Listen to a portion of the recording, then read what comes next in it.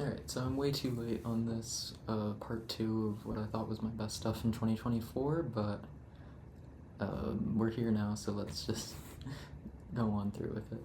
So this first one here was a shot that I did in Yosemite. I'm pretty sure this type of shot that's been seen before, but I was really happy with it, and I thought what came out of it was really nice. I thought I framed the waterfall really well, and then the little masking and contrast adjustments that I did in Photoshop I thought really just brought it out, and I was so happy with this shot. I guess is one that I would genuinely print to give to a friend or something like that, and I was incredibly happy with this shot.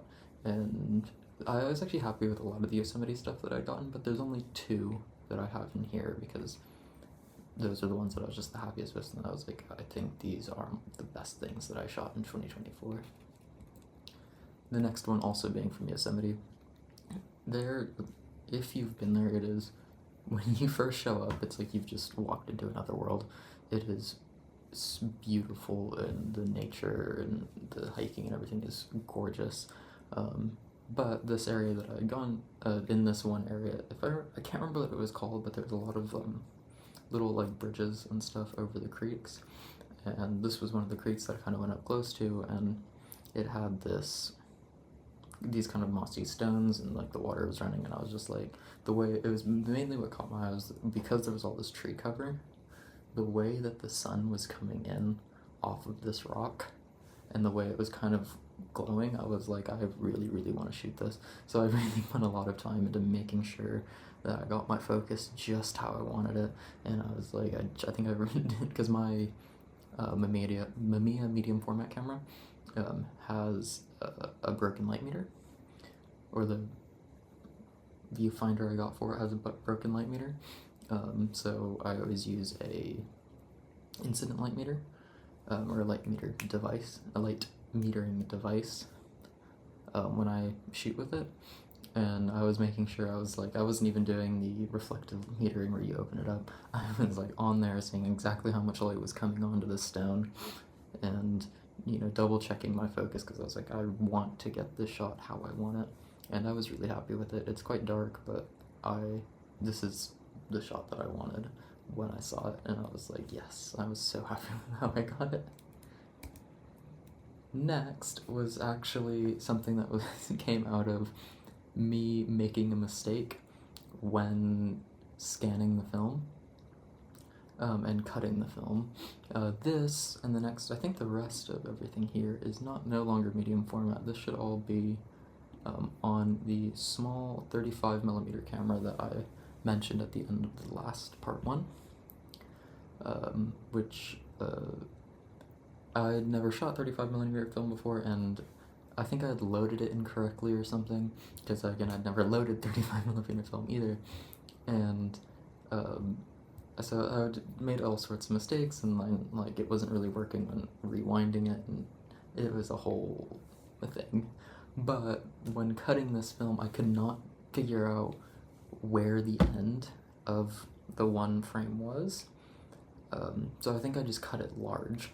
And then when I scanned it, or maybe it was after, I can't remember exactly what it was, but basically either in scanning or cutting, I couldn't figure out where the edge was, so I just did the whole thing. And then when I got the result, I was like, this is really weird.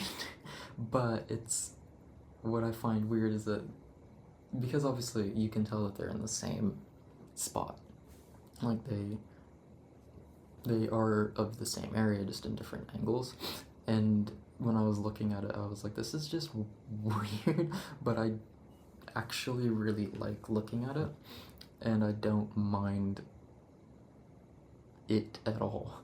And the more I looked at it, and like, ignore all the screen dust, it's something I still have to get rid of, or scan dust, whatever it's called. But when I was looking at it, I was just like, this is so weird, but I don't dislike it, and I like it more like this than I like either one individually. Because if I remember correctly, these were also just, I had like 3 shots left, and I was going to drop off other films, so I was like, let me just rattle off a couple little shots, and so I can go ahead and drop this one off too, because I was like, this is just me experimenting with the camera and figuring out what it looks like and how this film works and whatever. So that's this is just a complete mistake that is also really weird and easily could have been fixed, but I was just like, why do I like it like this? Next is another complete mistake. I don't even know what happened with this. This might have been like the first shot on the roll or something.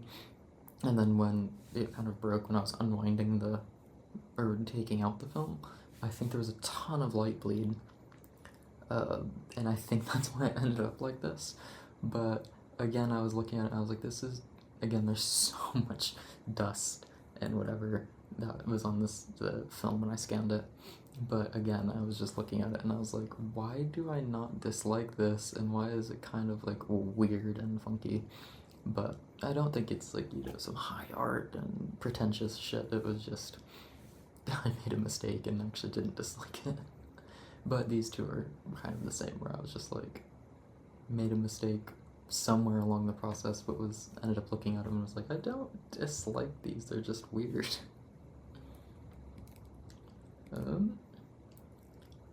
Again, I think another mistake with the first roll that I shot on that camera, but this one I really, really liked.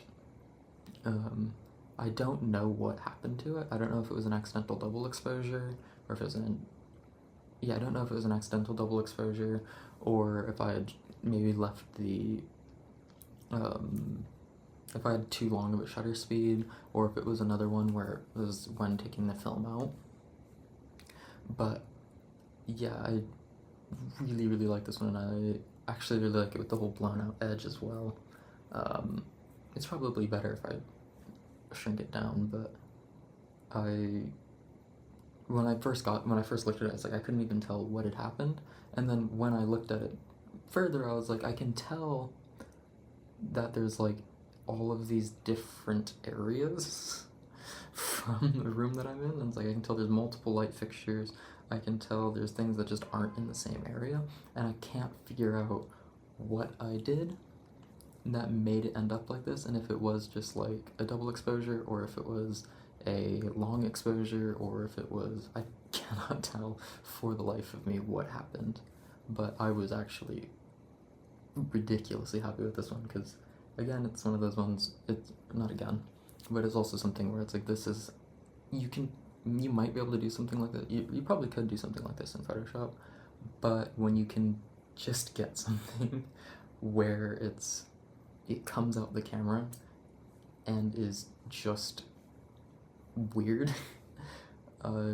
or like when it comes out the camera with something like this, I'm always just like, it kind of not breaks my brain, but it just makes me think, I'm like, what happened here? And this is so cool that, like, because all the camera does is capture light, and you captured it in a way where like this happened, and you're like, what happened here? But I just find it super interesting and super cool. But yeah, that's what this one was. A lot of the first roll was a lot of the stuff that I liked off the first roll was just me making mistakes, and then being like, why is it kind of interesting? What happened here? This is kind of cool. Then this is all the second roll that I had shot on that same camera, so it still looks a little strange, but this is all a color, I think it's a Fujifilm roll, that I quite like.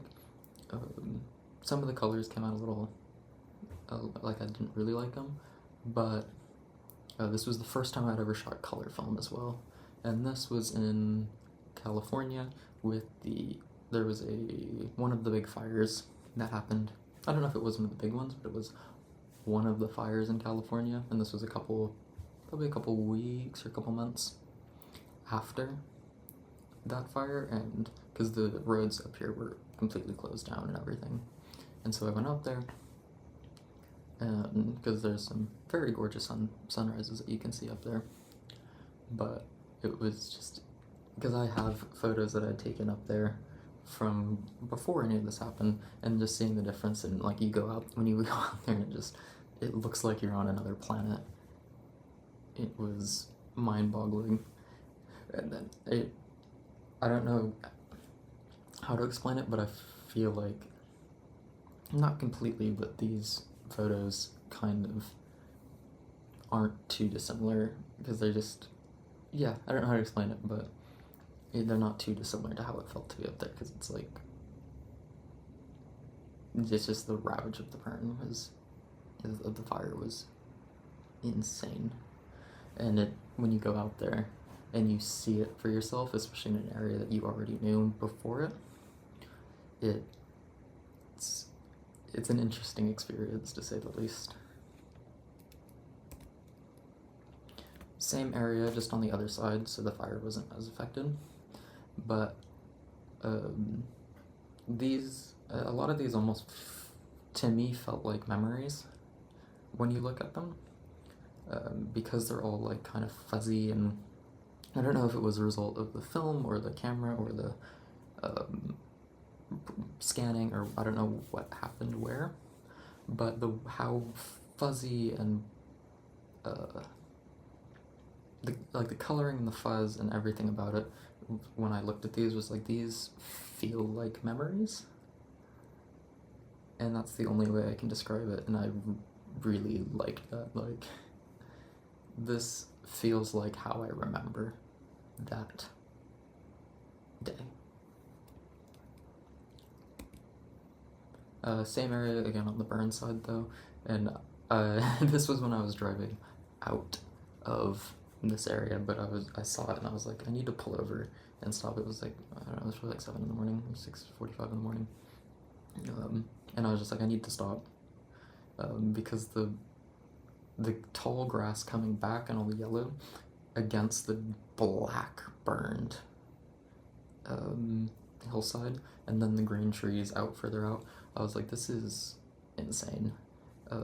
Insane's not the right word, but there's just so much going on. But it was an experience, to say the least.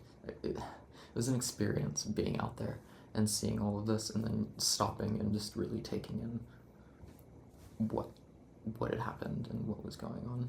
I don't think these are necessarily the greatest compositions or technically sound photos that I've ever taken, but I really like them, and I'm happy that with how the camera, or whatever process, whatever happened that created this look, I'm very happy that it's the look that I got these photos with. Same area with the burns as well, but this one I liked with the sky and the composition of the landscape. But what I was mainly shooting were these, what are they, like the plants, the spiny plants that were up the hill, because I thought that they looked really interesting. And obviously this is a very wide angled camera, so when you're standing out there you can see it a lot better, but it was just these spiny plants against the burned hillside. It was just like, it felt like you were on another planet, and I really wanted to remember it, I guess, or like have something like that was just like, wow. And then lastly, lastly is this photo from the Griffith Museum, Griffith Observatory. When you first walk in, there's the pendulum that shows the Earth's rotation? I think it's the pendulum that shows the Earth's rotation. And so it has the little pins that it knocks down, and it'll knock down all of them over the course of 12 hours or 24 hours or whatever it is. But when I walked in, it was like this dimly lit kind of, well, the first area was like, it was a little dark, and then you had the lights from the pendulum, and then the way that it was reflecting off, because it's obviously a circle. I was like, let me just see what I can get.